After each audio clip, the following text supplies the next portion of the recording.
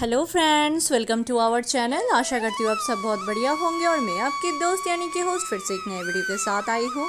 तो दोस्तों, आज हम आए हैं चेन्नई मद्रास कलीबारी में, जहाँ पर काली माता की मंदिर भी है और दुर्गा पूजा भी हो रही है। तो सोचा क्यों ना ये वीडियो आप सबके साथ शेयर किया जाए। तो बने रहिए मेरे साथ और वीडियो को एंड तक देखें, कोई स्किप ना करें। और दोस्तों, पूजा की जो टाइमिंग है वो है, आज महाअष्टमी है और मैं कल गई थी महासप्तमी में। तो कल नवमी है, महानवमी। तो पूजा के समय शुरू होते हैं सुबह 7 बजे, 9 बजे श्री चंडी पाठ, 10 बजे कुमारी पूजा और 11 बजे महानवमी के पुष्पांजलि है।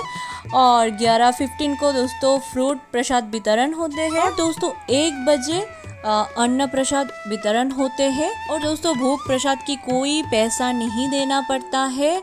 और खाने के बारे में क्या बताऊँ, मुझे ना भोग प्रसाद बहुत पसंद है और इतना टेस्टी है खाना, सच्ची में मन करता है कि रोज़ चली जाओ भोग प्रसाद खाने के लिए।